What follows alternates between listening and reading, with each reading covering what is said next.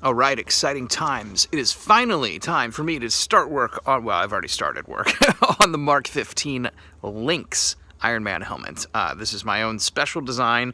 It is sort of loosely based on the Mk15 stealth armor, both from the comics and the MCU.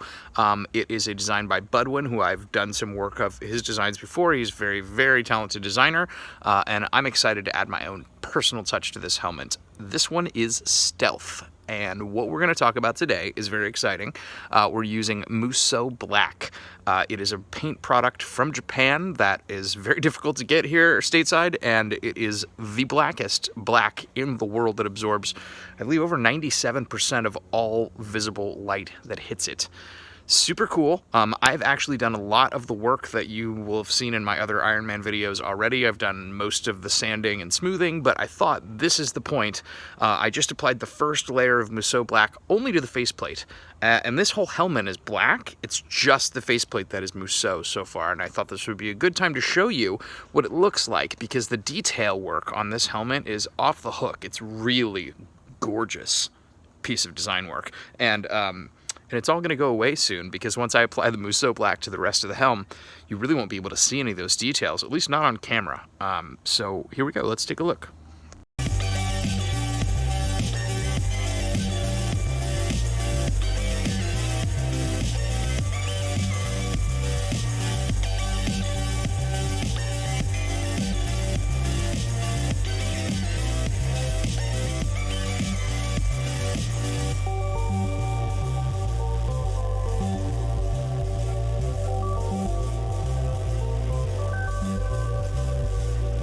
So this is it. This is the product we're dealing with. It is a 100 milliliter bottle that I bought. It comes in different sizes. This was kind of pricey, but I wanted to get a big one because my niece is an avid artist, and so I actually split this bottle with her because I know it's very difficult to get. And this is the product we are applying. So far, I have applied it to the faceplate, and I've only done one layer. And I think once we do a couple more layers, it's going to get even blacker, which is very exciting. But let me set this down, and we will take a look. So like I had mentioned before, only the faceplate so far is the Musso Black, but the rest of the helmet is black. So you can really tell the difference. I got it out here in the sun to give it a good example. And I haven't gotten down into the cracks yet. That first layer I just kind of brushed over the plate itself to see how it would take. So that's a bit of contrast of how it looked before and after. I'm still working on finishing the sanding of the plate, and I'm going to spray it with a matte bare paint. That's what I did with the faceplate too, before I apply the Musso Black. But another interesting thing of note, it's not just the light that is absorbed by this helmet, it is also the heat energy that comes along with the light that is absorbed. There is a serious, it's only been in the sun for like 2 minutes here, and there's already a serious heat differential between the faceplate and these other parts of the helm that haven't had the Musso application yet. At any rate, I'm really stoked about this. By the time I am done, I'm pretty sure this helmet is just going to disappear into the black nothingness, especially at night, especially if I've got a black hoodie on with the hood pulled up over it. Super, super cool stealth application. So again, with this helm, with the Mk15 Lynx stealth helmet, I am going to split this video into two, like I did with the infamous Iron Man helmet. And for this video, we're just gonna work on crafting the actual piece and getting it painted and getting it perfect, and putting like the eyes in, basically the non-electronics portion. And then part two of this video, we will talk about the stealth reconnaissance technology that I plan to incorporate both within the helmet and exterior on another piece of equipment that will work alongside with the helmet to give me a little feed in my heads-up display of what we're looking at and what we're seeing and what we're hearing. So yeah, this is going to be part one. Let's get painting. All right, I've got the helm sanded and ready for a base coat. As you can see, the color difference is really crazy here.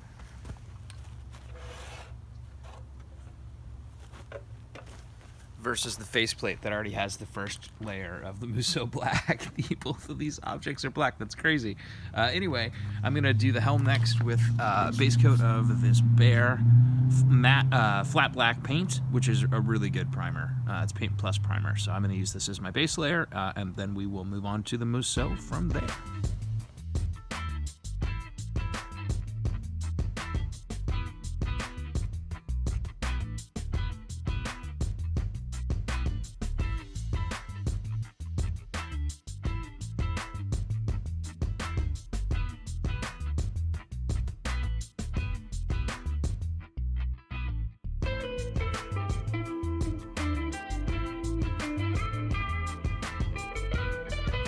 Right, while my base coat dries, this is a good opportunity to talk about my magnet locks. These are the same magnet lock system that I've used in past helmets. However, this time around I wanted to do two things. One, I just got paint on my finger. Nice. I wanted to paint them because this is supposed to be a stealth helmet.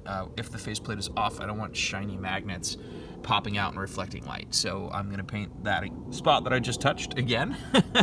And we're gonna make sure that they're nice and black and non-reflective. Also, usually I would have stuck these on with some hot glue and then come around the edges and kind of tacked it with a soldering iron for a stable, solid connection. This time I actually got a 3D pen, and I'm gonna make a whole video on this 3D pen. It's just a fascinating thing to me, but I thought I would try that instead. So I did, in some of these instances, use a tiny bit of hot glue just to get a tack going. And then what I did, you can't really see it too well on camera here, but I went around the sides and the back with the 3D pen, also with some scrap black PLA filament that I had left over, and that gave me a pretty solid, secure connection for all of these magnet locks. I might do a little bit more work on that here at the end and maybe tack the corner down, but yeah, I'm pretty pleased with this overall. This is actually the best magnet lock connection faceplate helmet system I've done so far. All right, I got my second coat of base black on the helm, so now I'm gonna work on my second coat of Museau on the faceplate, and I'm gonna start by getting into those cracks, the detail work in between the individual component plates that are all joined together to form the actual overall faceplate. I've got a 1/2 inch brush, and I'm gonna work the details first and then start painting broadly on the plate regions after that.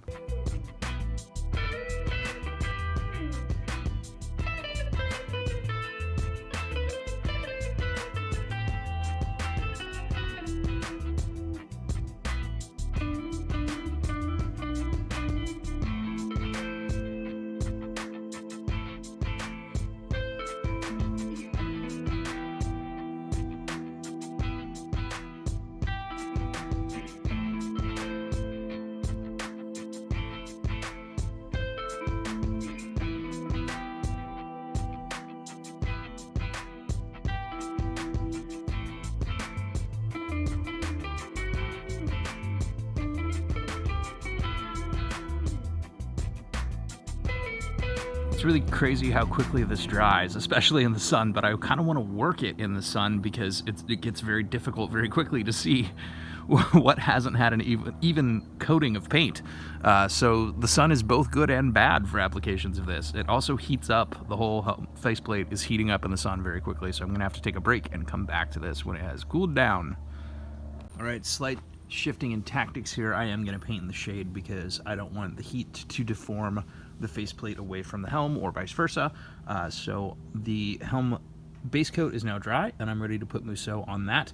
I wanted to give you a quick shot here. Let's get a little closer of the difference between the Museau black, which is just crazy, and look at how reflective still we're getting a bit of glint off of the bare flat black base coat. I mean, it's still pretty black. It's beautiful. It's a beautiful helm, but that is like a black hole, whereas this is definitely still reflecting light. So let's see if we can get the helm as black as the faceplate.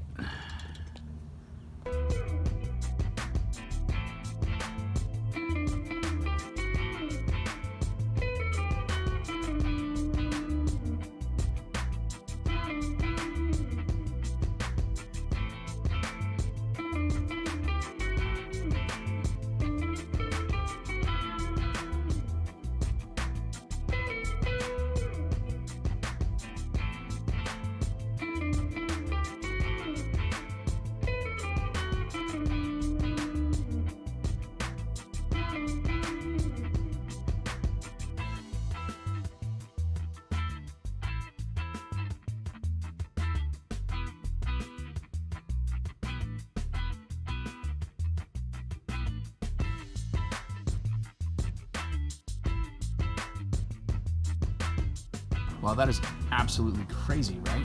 I mean, it's just crazy black. It's amazing. Such high praise for this paint. Another thing I will say is that The paint really layers well, especially over itself, so you definitely want to give one coat, let it apply, let it stick to the base coat, let it figure out where it wants to be prevalent and where your spots are that you might have missed, because it's really difficult to see, even in the sunlight, while you're applying it. Give it a first coat, come back with a second coat, and it really, really smooths everything out. Okay, so late on a Friday evening, I've finally had time to pick this project up again, and as you can see, I've got my second coat of the Musso Black on the helm, just like the faceplate, and it has started to become, I mean, I don't know how else to describe it, a black hole. It literally is. Look at that. It's ridiculous. You can no longer see any detail. I'm talking with the eye.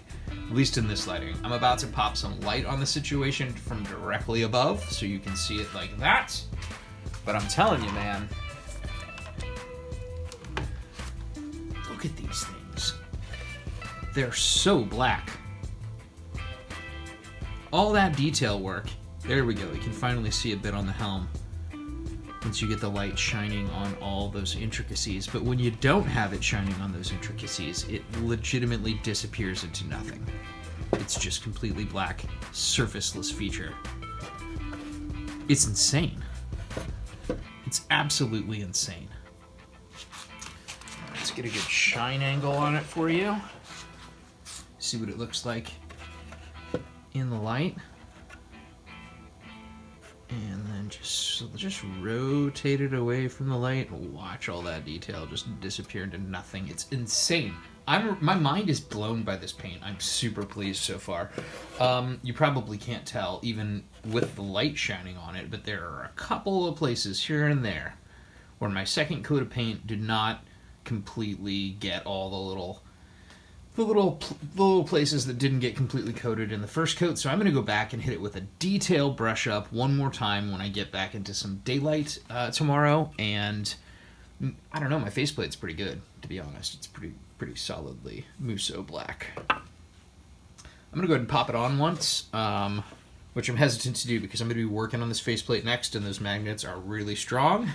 Oh, here, just for a quick comparison. So that's the Musso Black, and this is black PLA. In the same light. The light is shining on these equally, look.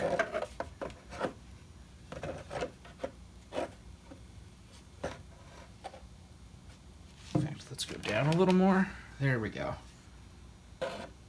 That's the difference. That's what you're looking at here. Crazy. Absolutely crazy. Let's flip that faceplate over. There it is. That versus that.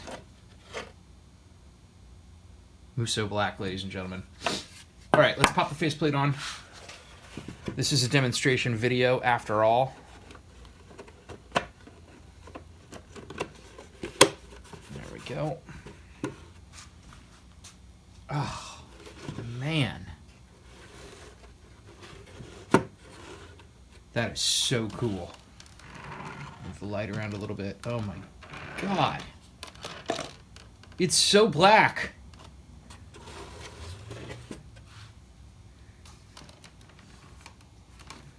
All right, now let's kill the lights just for full effect, because we're not going to be standing directly in a spotlight when I'm using this for stealth. It vanishes into nothing. It really becomes nothing, especially when you can't see any lighter colored detail work behind it. Wow. Super impressed. Okay, so next I'm going to start working on the faceplate. I'm going to put the eyes in. I'm going to do my normal interior airtight rubber seal proofing. I'm also going to do the inside padding on the faceplate. I'm not going to do the helm yet because I haven't installed the electronics. So I'm going to save that for video number 2, but I'm at least going to finish out the faceplate with its padding on the inside and get everything looking nice and pretty. Alright, for the eyes, I'm going to be using very specific lenses. Usually I use a reflective mirror coat finish that, you know, looks amazing from the outside, just from a prop perspective. For this stealth application, I'm going to use something a bit different. I'm going to be incorporating lasers in the electronics for this design, and so I'm going to be using laser safety goggle lenses of a specific frequency to block the particular frequency of laser that I'm using. These lenses I really like because not only do they block that particular frequency, they block, I don't know if you can read this on camera here, all the way anywhere from 190 to 540. And then again, anywhere from 900 to 1700 in the visual light spectrum that your eyes can observe. And that's a really wide range. So it's still, as you can see, it lets some light through. You can see pretty well in this. Even at nighttime, you can see pretty well through this. But all of the high power laser frequencies that I have ever used and that I can anticipate using in future designs are mitigated down to a minimum by these particular lenses. So these are the perfect ones to install in this faceplate for the Mk15 Lynx for stealth applications. And I happen to have a pair that had the frames had broken. So I popped these puppies out and we're going to install them next. All right, I've got the eye lenses in, and I think it came out pretty well. I'm going to show you a couple different views on it. Obviously, they are, lenses, so there is some reflectivity, but overall, they don't give off a lot, especially when there is something solid behind the lenses. When there's not, there you go. You can see that orange. It kind of looks just super mean. This helmet looks so mean. But also very stealthy, yeah. I'm pretty stoked about it. Also, you may have noticed in the background here, there are passion fruits all over my passion fruit vine for some reason in the middle of winter. California is very confusing for plants. Some of them are even dropping to the ground there, so we're getting a little early harvest. Good times, good times. All right, we are back on the Mk15 Stealth Ironman helmet today. I had to put this project down for a little while, but I finally have some more time to pick it up again and give it the time and attention that it deserves. I've nicknamed this helmet the Lynx, just because Lynx are very stealthy cats. And as you can see by the black hole in front of me, when we worked on this project, I had applied the Musso black paint coat, and I had put in the eyes, the eyepieces, and it's starting to look really, really cool and really kind of otherworldly. So I'm pleased with this. The next step for this helm is the back plate, and I actually omitted the back plate from the very first Ironman helmet I did, which was the Mk41. I'll drop a link in that in the description, or there'll be a title card for you if you want to check out that build.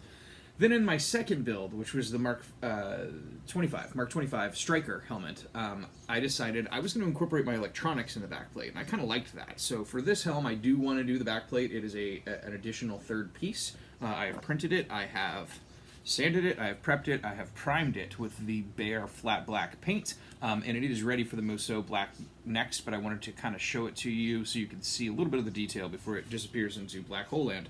I have prepped my magnet locks. I went ahead and did 3. I was going to do 5, as you can see on the back of the plate, when I magneted this up first, but it really only needed the top 3. So I have done that. It attaches nicely to the back, and that's how it looks.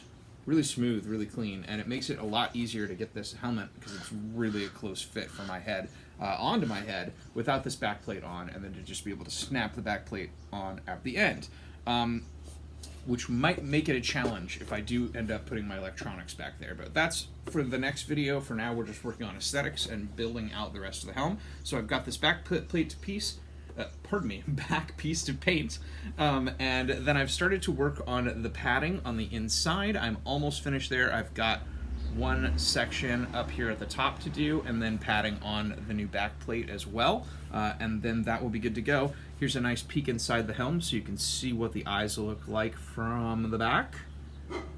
See all of my different layers of padding. It's starting to come out really nicely. I'm pretty pleased with the way this looks so far. So a few more things to do, and then we will show you the reveal and pop this on to my dome.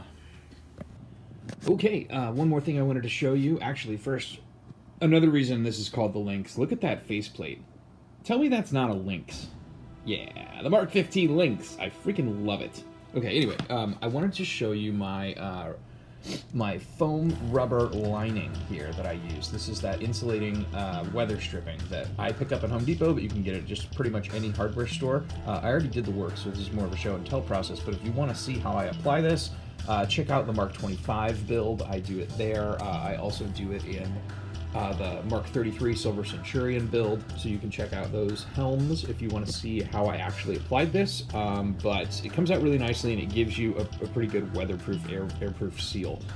Blocks out any light when the helmets are on display and your head isn't behind them. So I did that work. It's done. I have also finished my padding on the inside of the helm.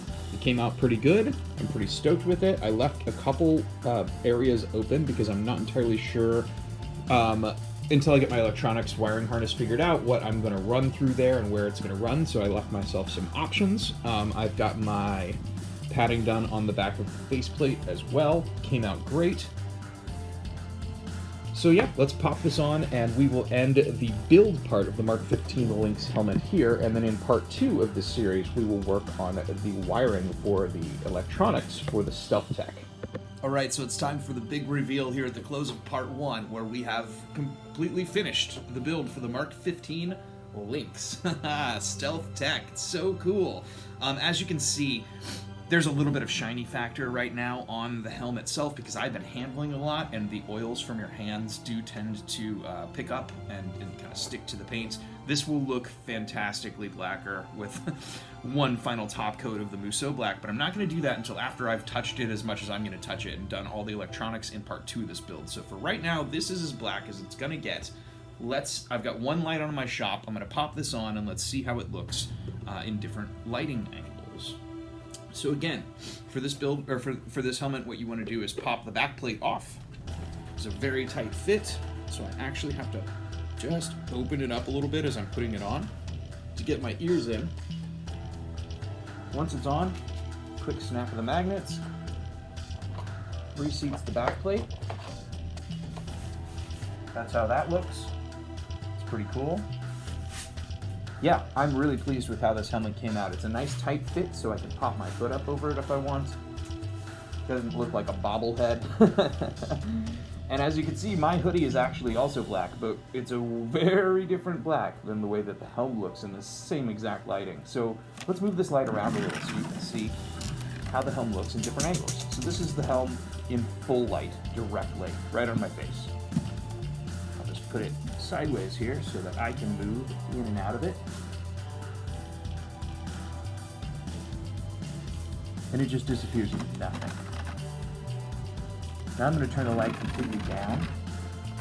So you can still see the light down here, but I mean up here, vanished. You can imagine what an entire suit with this this Musso black stealth application paint would look like. It wouldn't look like anything unless you had direct light shining on it, and unless it wasn't fresh coat and it had been damaged or had absorbed some oils from being touched.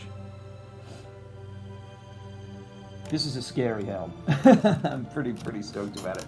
At any rate, I hope you join us in part 2, where we talk about what kind of stealth technology we're going to add to this helmet. I'm planning to do some remote listening tech using lasers. That's going to be a super fun application. I'm also going to step up my game on the night vision and how I can see that through my heads-up display. So this is going to be really exciting. I hope you join us again in part 2, and I hope you've enjoyed this build of the Mark 15 Stealth Lynx helmet. I'll see you next time on Make and Believe.